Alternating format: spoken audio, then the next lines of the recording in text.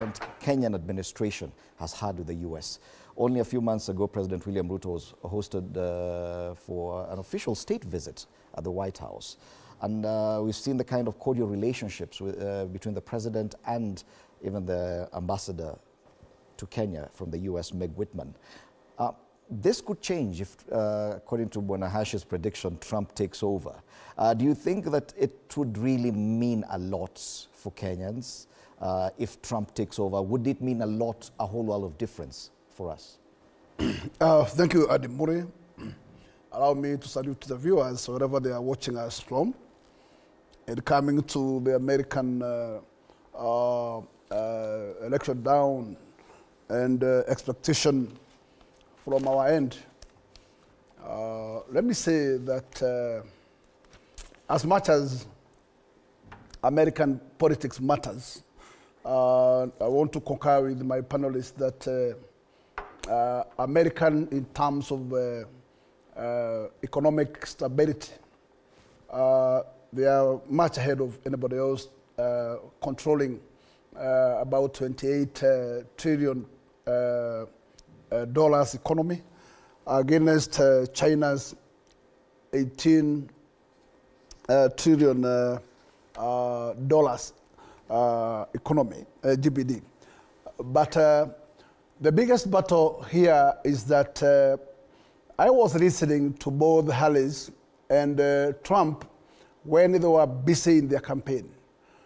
They were making promises of how to deal with Russia and Ukraine.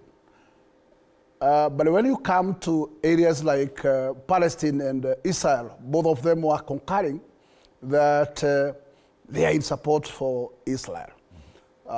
Then when you come to matters Africa, none of them was committal. And in this case, it tells you that America is treating us as second fiddle. It is true that by the close of the end of the current president, there was an invitation of our incumbent president in America, who was promised many goodies. I'm not sure whether either of those goodies has seen the light of the day, but we wait to see. My concern is that as a country, there is one window which I expect that, in fact, this is the most important window, which is trade. And this is, currently we have AGOA, which is anchoring us in America in what we call free trade and quota-free trade. If this window, because the window is coming to an end next year, if this window is not going to be extended, then that's a big blow to Africa. Now, taking concern that as Kenyans, we have seen that window taking part in our big scope of EPZ, which does textile industries, apparel industries, and also minerals that are exported through that particular route. We have not exhausted that particular window because we have been at the average of 11%. But I guess that, in fact, if we become more vibrant, we can extend that window to 20 or 30, if possible, because it is open. The other thing is that there was a current discussion between Kenya and America, which was a STIP, a strategic trade investment partnership. It was almost at the tail end for approval. The change of the change of the guards now may affect that particular window of that STIP negotiation. Maybe we can lose a lot if that particular window is not going to be given any room by any of the income. I am sure that, in fact, if Harris comes in, she will consider that.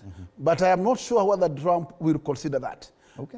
And the other thing is that as much as matters Africa is concerned, as a country, let me say, we have these current issues to do with Haiti. We don't know whether the regime that is coming in will also give it in a single room. And probably that's a matter that we don't know how it will vary. It's a matter just to wait and see whoever will come in, whether he will consider that. I am sure that if Harris comes in, because he just inherit from his boss, then she can move on with whatever program was there.